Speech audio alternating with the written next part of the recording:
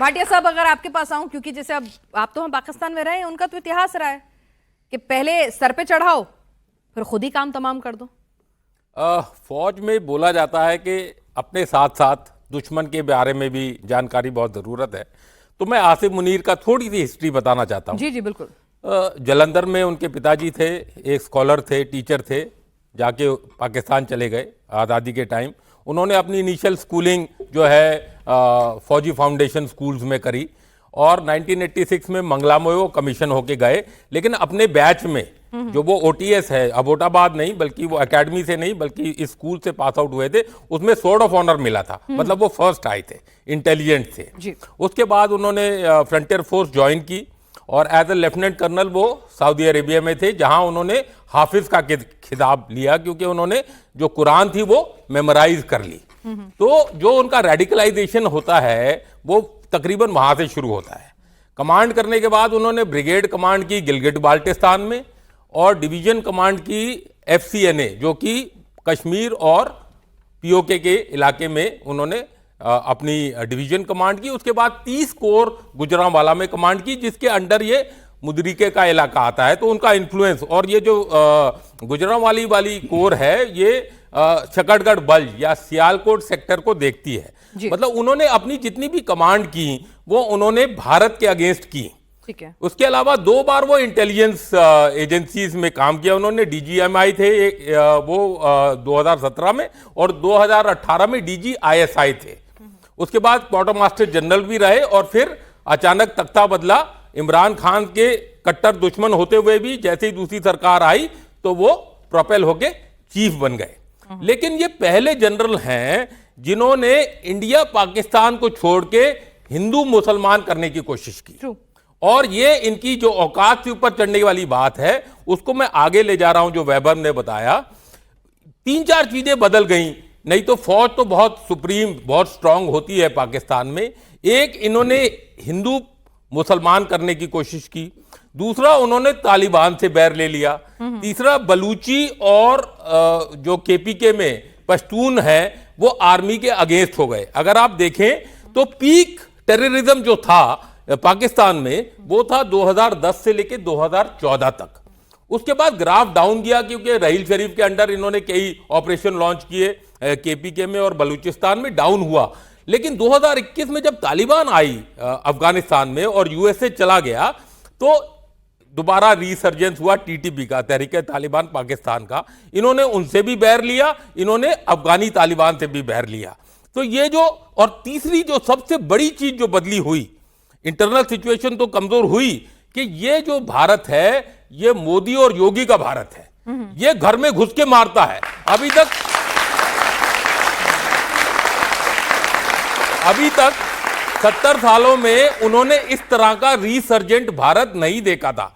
हमारे चाहे पार्लियामेंट पे अटैक हो जाए, चाहे मुंबई अटैक हो जाए, हमने कभी जवाब में कोई कार्रवाई करी ही नहीं। हमने खाली एक डोजियर पकड़ा दिया, हम UN चले गए, हमने इस तरह की कार्रवाई की। अब हम घर में घुस के मारते हैं और बोलते हैं तुम एक मारोगे तो हम तुम्हारे 10 मारेंगे।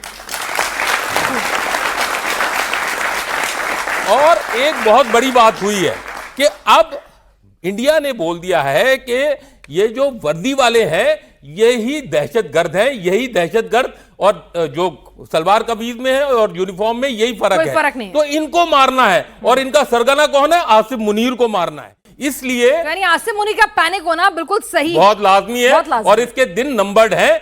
आपने 45 दिन दे दिए, मैं तो कहता हूं कल भी हो सकता है 4 साल बाद हो जाए, लेकिन होगा जरूर, होगा जरूर। शैलेंद्र, बड़ा अटपटा लगता है कि मतलब भाई आसिफ मुनीर जो खुद को तमगे लटका रहा है, अपने आप को सर्वा बना रहा है, संविधान का संशोधन कर रहा है, अब डर के मारे छिपा हुआ घूम रहा है। ये नौबत कैसे आ गई उसकी? और जय हिंद, नमस्कार। देखिए, सबसे बड़ी बात है कि पाकिस्तान के बारे में पता करना, मुनीर के बारे में मत पता करिए, पाकिस्तान आर्मी के बारे में पता करिए, क्योंकि उस बेचारे की अपब्रिंगिंग आर्मी से हुई है। अब जब वो मेजर रहा था तो वो एक कोई डेयरी फार्म था, वो उसका इंचार्ज था। क्योंकि Pakistan army is into all this business. जब वो CO बना था रेंजर्स का तो that time he was incharge for a developmental project, जो रियल एस्टेट वाले होते हैं वो उनका इंचार्ज भी था। सो उससे जब ऊपर आए, अब ये जो सर ने 3 जगहों के नाम बोले हैं मैंने लिख भी लिए इसीलिए, और बढ़िया बात देखिएगा, बिल्कुल प्रूफ की बात चल रही है अब। उन्होंने कहाँ कहाँ कमांड करी, शकरगढ़ में करी, मुरीद के में करी, गुजरांवाला में करी, तीनों जगह पर इंडिया ने ठोका इन्हें। मतलब अगर इनकी एज अ चीफ थोड़ी कोई अच्छी पकड़ होती उस जगह की, उसके जगह के नॉलेज की, आर्मी की, तो भाई साहब यहाँ पर कुछ तो करते आप, कुछ तो बचा पाते अपने आप को। आपने एक बड़ा शुरुआत में बड़ी अच्छी बात कर दी, दैट वाज कि कोई आतंकी क्यों? पूरी की पूरी आर्मी आतंकी है, पूरी की पूरी आईएसआई आतंकी है। आप समझने की कोशिश करिए, आप चीफ बन जाएं, आप सीडीएफ बन जाएं, आप फील्ड मार्शल बन जाएं, मुझे कोई प्रॉब्लम नहीं है। लेकिन आपने जो प्रमोशन की बाकी जो एवेन्यूज हैं अपने आर्मी के अंदर, उसको तो रोक दिया ना।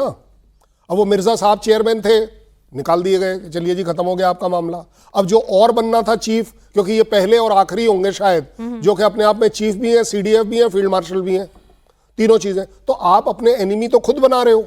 और उससे भी बड़ी बात जो मैं कह रहा हूं, आप कह रही थी बुलेट प्रूफ जैकेट, और वो जो गन उसके तकिए के नीचे है, वो इसलिए रखी जा रही है कि किसी दूसरे के हाथ से मरने से अच्छा है खुद ही मार लो। कम से कम ये तो हो जाएगा कि देखिए जी, मैं अपने देश के लिए शहीद हो गया, मैं अपने देश के लिए शहीद हो गया। अगर आप एक अच्छा एनालिसिस करके देखें, मुनीर साहब जो है ना, वो अपने लिए सब कुछ खुद ही कर रहे हैं। मतलब अपनी कब्र खुद ही खोद रहा है वो अपने आप देखेंगे, इसमें कहीं मुझे कोई जरूरत नहीं लीबिया जाने की कि चलो जी वहां से इन्होंने क्या किया क्या नहीं। पॉलिटिशियंस क्यों बोल रहे हैं ये वाली बात वहां पर? क्योंकि पॉलिटिशियंस के दिल में तो है कि ये बंदा नहीं होना चाहिए, पब्लिक के दिल में है कि ये बंदा नहीं रहना चाहिए, लेकिन बोल इसलिए नहीं पाते क्योंकि अगले दिन आपको गायब कर दिया जाता है। ये पाकिस्तान की ट्रेडिशन रही है। सो बी रेस्ट एश्योर्ड, मुनीर जैसे कैरेक्टर के लिए आपको कहीं किसी की कोई जरूरत नहीं, ये अपने आप खुद अपनी मौत इनवाइट करेंगे। चलिए, हिंदुस्तान के लिए तो अच्छा है, लेकिन